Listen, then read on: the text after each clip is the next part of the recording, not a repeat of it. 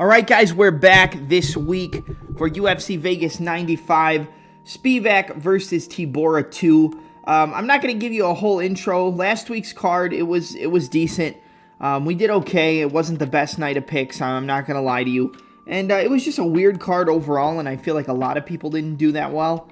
But, you know, it is what it is, and we got to move on. So now let's talk about UFC Vegas 95. Just as with the other weeks, we are not going to be getting into every single fight on the card because there's some I just don't feel like it's worth the time breaking down. I'll put a little synopsis for the fights, or for those fights in particular, in the description of this video or in the comments section so you can see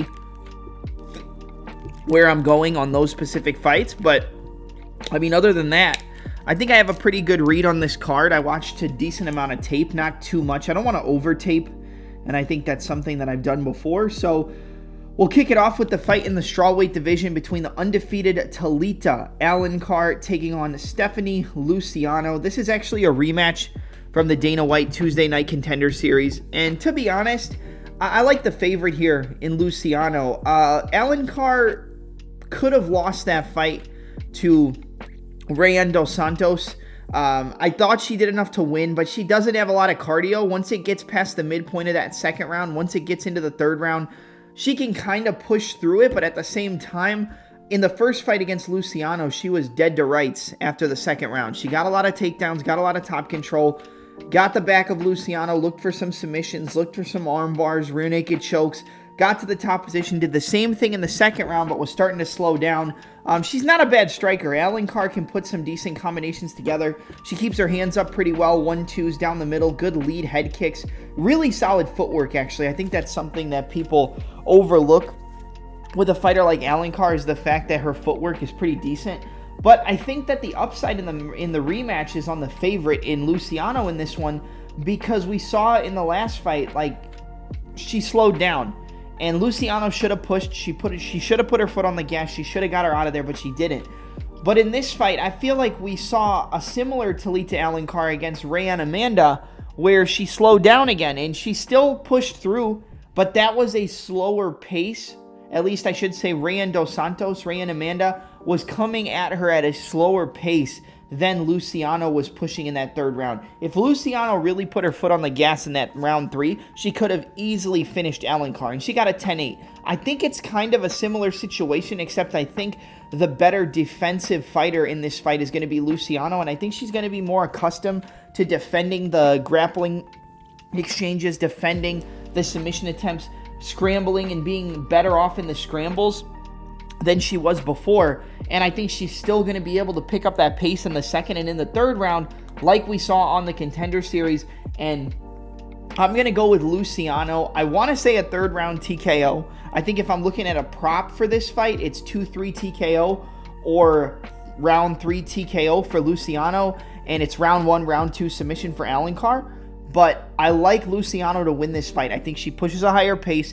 She has the better cardio. She's the better striker on the feet. And as long as her grappling is up to par in terms of the defensive mechanisms of the jiu-jitsu exchanges, I think it's going to be very similar to the last fight. But I think we're going to see Luciano put her foot on the gas a little bit more in this one than in the fight on the Contender Series. So give me Stephanie Luciano to defeat Talita Alencar, handing her first professional MMA loss. I'll go 29-28 unanimous decision, but potentially a third round finish.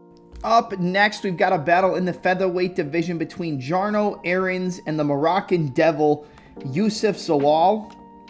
I love this fight. This is one of my favorite fights on the entire card, and I know that Zalal is a huge favorite. Minus 380, minus 400. I'll tell you right now, that doesn't make any sense.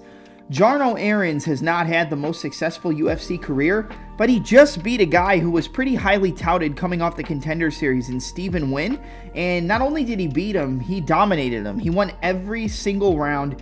He outstruck him, outlanded him. The thing with Jarno Errens is he's very technical on the feet. He's very crisp. Go and watch his fights. He switches stances between orthodox and southpaw. He's very good at finding that 1-2 down the middle. I would say his best strike or his best combination is that 1-2.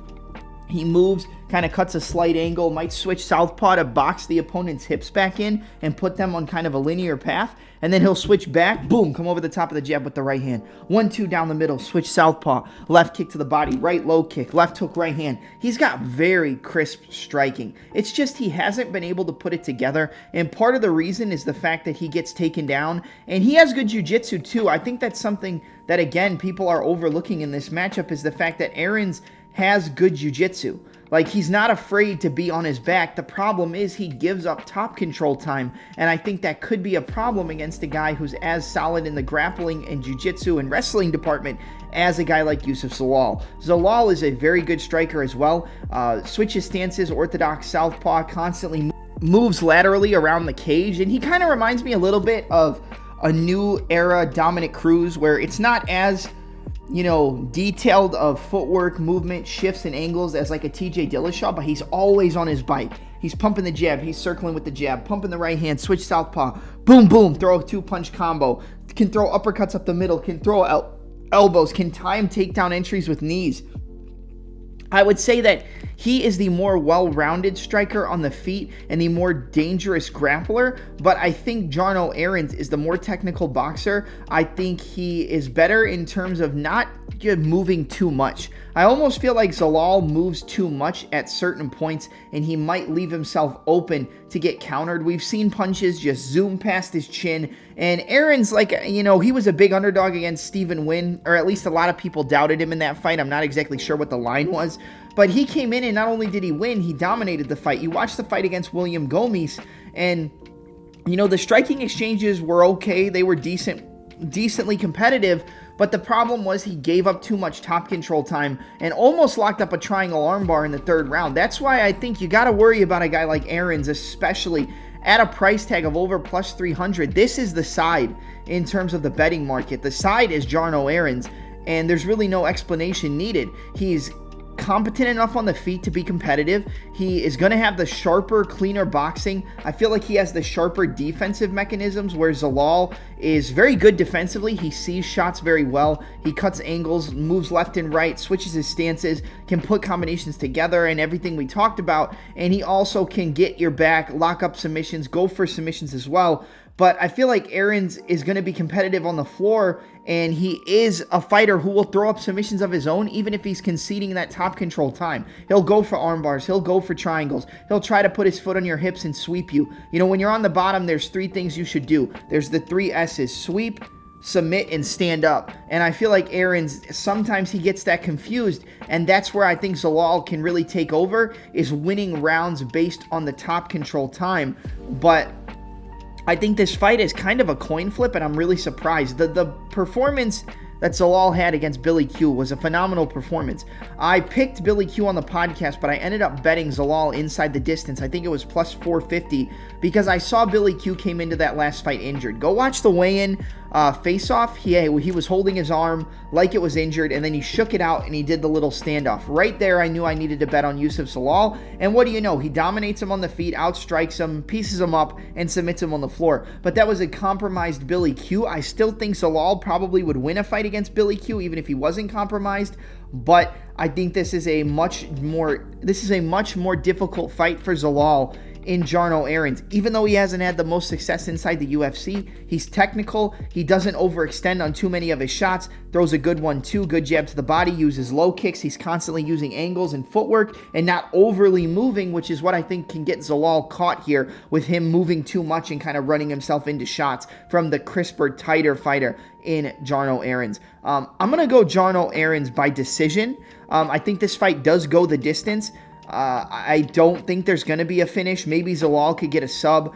I wanted to go with Zalal, but I'm going to take Jarno Errens. I think he can outland Zalal. I think he can land enough shots, and I think he's competitive enough on the ground to even threaten with submissions of his own and potentially put Zalal in some trouble, having the bigger moments in the fight. So give me 29-28 split decision for Jarno Errens over Yusuf Zalal. I like the Moroccan Devil. I expected to like him a lot more before I watched the tape. But once I checked it out, man, I think Errens is this side, and I think he can get it done. So Jarno Errens, 29-28, split decision. Maybe play fight ends via draw, because I kind of feel like these guys' styles, it could be a draw. So something to look out for. But the pick's Errens by decision. All right, up next, you have a battle in the heavyweight division between the Contender Series UFC newcomer in a way in Jhonata, Diniz, taking on the standout wrestler and pretty decent striker also off of the Contender Series in Karl Williams. We know what this is going to be. It's striker versus grappler. I think that Williams can compete on the feet. He's got a decent jab. He throws a decent one too, but it's going to be him getting in on the hips of Diniz, him getting takedowns, him trying to rack up top control time, beat up Diniz on the ground, who is not an experienced grappler, and look for a ground and pound TKO or look for a submission. Diniz got taken down by Austin Lane and got taken down pretty easy, gave up mount. It looked like Austin Lane was going to win that fight, and then it comes out in the second round and he knocks him out. I think it's kind of a similar thing here, except I think Williams is a much better fighter. I think Williams can compete a little bit more on the feet with Diniz than Austin Lane could, and I also think Williams is a better and a much stronger wrestler than Austin Lane, but I still worry about that one-shot knockout power, and I think that's what Diniz has, and we haven't seen Williams lose by knockout.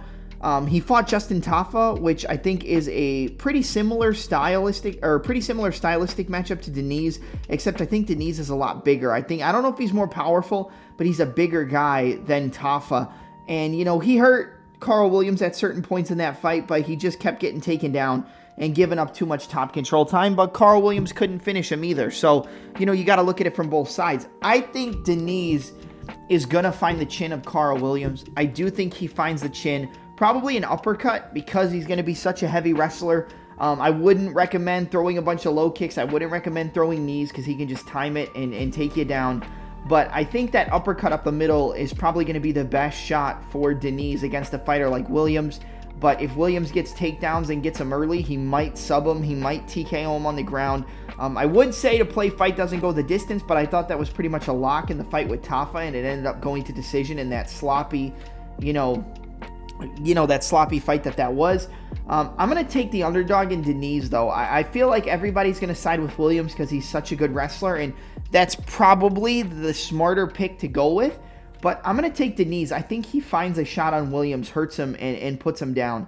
I like the fact that he survived the first round against Austin Lane, although I think Williams is a much better grappler, much better wrestler, and much stronger. He might not survive, but at least he's been put in that position before, and he knows what it feels like now, so he might not panic as much as he did in the last fight, and maybe he can even work his get-ups and get back to the feet, because on the feet, I think it's Diniz all day. I'm going to go with the plus 170, plus 180 underdog in Jhonata Diniz. I'm going to go with him by knockout. He's actually my underdog pick of the week. I've been thinking about picking, going back and forth picking somebody else, but I feel like you got to stick with what brought you to the dance. We had Vucenic last week. I'm still proud of that pick, but, he kind of gave that fight away in the third round, but, no shame for Vucenic coming in on short notice and almost knocking him out in the first round, but the pick's going to be Jhonata Diniz, second round knockout, maybe even the first round, but I think he finds the chin of Karl Williams with that uppercut, hurts him, and puts him down. So Jhonata Diniz by KO is going to be the pick. All right, up next, you got a battle in the bantamweight division between Toshiomi, Kazama taking on Charlampos, Grigoriou. I'm going to keep this short and sweet. I don't think Kazama is an MMA fighter. I think he's a grappler. He's an MMA grappler. And could he get takedowns? Probably. Could he win grappling exchanges against Grigoriou? Yes. But Grigoriou is training under Matt Serra, Ray Longo, I believe, Aljamain Sterling, everybody else out there. And he's got good grappling in his own right, to the point where I don't think it's going to be a whitewash, even if Kazama does get the takedowns. But the minute Kazama gets hit, he tries to stay in there. He's a tough guy. But if you crack his chin, you can put him down. I mean, he got knocked out early against, what's his name? Garrett Armfield. And then he also got knocked out against Rinya Nakamura. And we saw in the fight with Carlos Vera that, Nakamura couldn't get a finish in that fight. So I think Grigoriou's the side. He is over a minus 200 favorite, but he's the much better striker. He's the much more well-rounded fighter. He did lose to Chad Hellinger, which I kind of feel like he gave that fight away. He just wasn't active enough. He didn't have enough volume. I think he's going to come into this fight looking to make a statement because he knows the type of fighter that he's going up against here. And I think Kazama is going to go for takedowns play around on the feet a little bit too much. And the minute he gets tagged hard, I think he's going to start to panic. He's going to leave those takedowns open, and I think Grigoriou's going to knock him out. I think he's going to finish him in the first 2 rounds. I would take Charlampos Grigoriou, round 1, round 2 KO, but he does have submissions, and maybe he hurts Kazama and grabs his neck, potentially takes his back, goes for a sub. I think Charlampos is the side. I'm not like supremely confident in it because of how he looked in his UFC debut, but on the regional scene, on the Contender Series, he looked good. He knocked out Cameron Smotherman, who was a pretty decently sized, hyped up prospect coming into that Contender Series bout, and he put him down. He's got a good jab, a good hook cross. He kind of puts that jab out there, then throws that 3-2 very fast. It's like, va, va, va, real quick, and I think he can hurt Kazama. I think he makes him panic wrestle. Maybe he grabs his neck and chokes him. Would not surprise me if Grigoriou won by submission, but I think Grigoriou inside the distance, Grigoriou round 1, round 2 is the play that I would take for this fight. But yeah, I'm going to take Charlampos Grigoriou by knockout. We'll go round 1 KO for Charlampos Grigoriou. I just don't think Kazama is really a pro mixed martial artist, and I don't think he's UFC level at the same time. All right, next fight up is in the flyweight division. You have a battle between Allan Nascimento taking on Jafel the Pastor Filho. I like this fight. I think this is another pretty difficult fight to call. I think this might be my favorite fight on the card aside from Errens versus Zalal. I think Nascimento, he has not fought in a long time. He's kind of been active, then inactive. And he's been a little bit, in there, out of there, in there, out of there. We don't really know. We don't get to see him too much, is kind of what I'm getting at. And I think in this fight, Nascimento is going to be able to compete in the grappling against Filho. But I actually think Jafel Filho has the better striking. He got beat up by Daniel Berez, got dropped to the body, got hurt up top. And, if Berez had better cardio, he could have pushed through there. And he probably could have finished Jafel. But at the same time, man, Filho, after he got dropped, after he got hurt, he just fought. He just came forward, threw big hooks, threw big right hands, threw big uppercuts, and he said, you know what, you're not going to get me out of here that easy. I'm going to get in your face, and I'm going to put you away. I'm going to hurt you, and I'm going to take you out. And I think in this fight, Nascimento is a really solid grappler in his own right. He goes for arm bars, he goes for triangles, goes for leg locks, goes for sweeps, kind of the submit, sweep, stand up, except he doesn't really use it to stand up as much. He kind of likes to play around on the mat, but he's a much more dangerous fighter on the ground than, like, we could say Jarno Errens, like we talked about earlier. Nascimento's very good at taking the back, putting in the body triangle, and looking for a submission. We've seen Filho get submitted in the UFC. He got submitted in the 3rd round by Muhammad Mokaev, who's kind of the talk of the town right now following the events of his last fight and the fact that, according to Dana White, he's no longer in the UFC. Nascimento, I think, is probably the better technical striker, but I think the volume advantage goes to Filho. I think he's going to have more output. I think he's going to be more dangerous and have more activity on the feet, whereas Nascimento's going to look to get into those grappling exchanges, look to take the back of Filho, put in the body triangle, and win control time, look for submissions. And I think this fight's pretty close. I honestly think it's kind of a 50-50 fight because I would give the striking advantage, at least from what I've seen on tape, to Filho. I would give the grappling advantage. I think it's kind of a wash, to be honest. I think either fighter can win in those grappling exchanges. I think maybe Nascimento's a little bit more technical, but Filho's, just as good when it comes to the jiu-jitsu, the grappling, and looking for subs.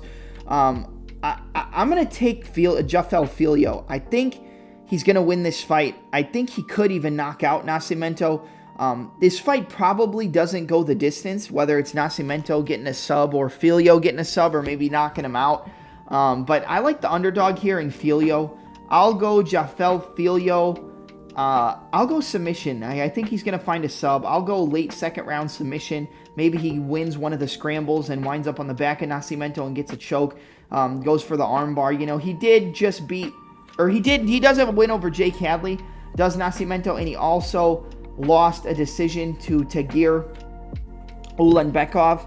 At least I think he lost the decision. He just gave up too much top control time. I think Filho, he's nowhere near the wrestler of an Ulanbekov, but, he has the striking to threaten Nascimento, and he can win some of the scrambles. So I'm going to take Jafel Filho, late 2nd round submission. He is the underdog. Not a supremely confident pick. This is going to be a competitive fight. Either guy can win, but I like Filho here. Give me the Pastor, Jafel Filho, to win this fight by submission. All right, now we're at the co-main event of the evening in the featherweight division. You got a battle between Damon, the Leech Jackson, taking on Chepe, Machine Gun Mariscal. I'm going to be honest with you guys. I faded Jackson against Alexander Hernandez. Didn't go our way. He almost got the KO in the third round. I believe it was the third round where he dropped him early. But then he just gave up too many takedowns. Gave his back up, almost got submitted, got controlled from the backpack position, and that's kind of what Damon Jackson does. He can strike, he can throw a decent right hand, he can use his jab, he can put his combinations together, but he's going to be at a disadvantage against Chepe on the feet. Chepe uses angles, good footwork, good movement, good calf kicks, decent 1-2s, good uppercuts, uses a check hook as the opponent comes in to cut that angle, and he also has good wrestling in his own right. I feel like the more well-rounded fighter in this fight is Chepe Mariscal. But you do have to worry a little bit about the fact that Jackson probably does get some takedowns. He probably does get some control time. Chepe's a guy who has had losses in his career. Like, he's not this undefeated buzzsaw. He's 16-6 as a pro MMA fighter, and out of those 6 losses, he's been finished 3 times. He's never been submitted, but he's been KO'd 3 times, lost 3 decisions. The last time he got KO'd was against Steve, the Mean Machine Garcia, back in LFA in January of 2020. So it's been 4 years since he's been finished. So you do have to take that into consideration. Damon Jackson, he's probably the much less durable fighter in this fight.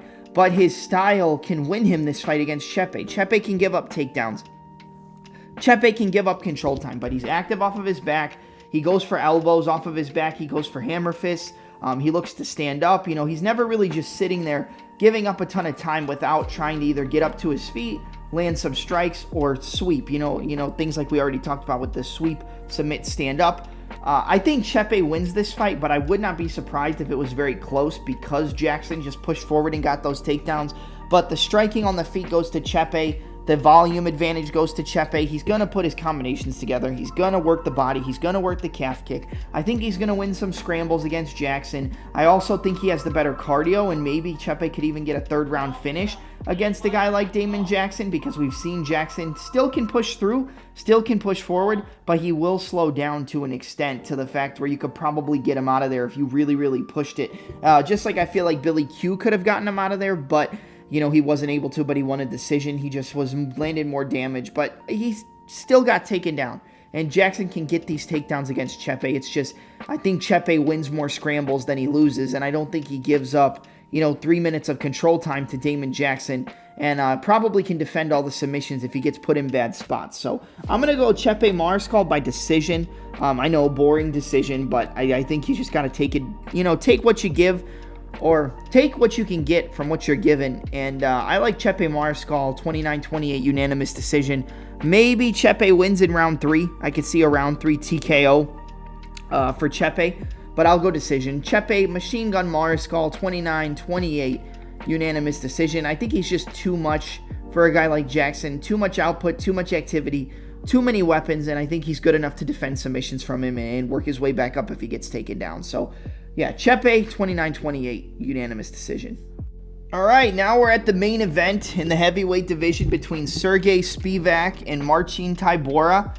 I'm not going to spend a lot of time on the main event. I know it is the main event, but honestly, I don't think anybody's looking forward to this fight. I don't know why they think heavyweight main events are a good idea, unless it's got like a Cyril Gane, Volkov, etc., but I don't know, heavyweight main events on fight nights, unless they're really trying to build up a star, they don't really make any sense, and this is just another one of those heavyweight fights that not only is it not that great from a betting perspective, but just an overall fight perspective. It's not really gonna be that great. The better striker is Tybura, the better wrestler is Spivac, the guy with the better cardio I think is Marcin Tybura, but again, this fight is just kind of a coin flip. I'm gonna go with Sergei Spivac. I think he gets those takedowns, controls Tybura, probably finishes him within the first 2.5, 3 rounds. If it gets into round 3 and you see that Tybura is still in it, he's landing some combinations, and Spivac, it's getting harder for him to get those takedowns, then maybe Tybura can finish him with some striking, because Spivac doesn't really have anything to offer but his wrestling and his grappling, but that's how, he wins the majority of his fights. So I'm going to take Sergei Spivac to win by the second round ground and pound TKO or like a rear naked choke.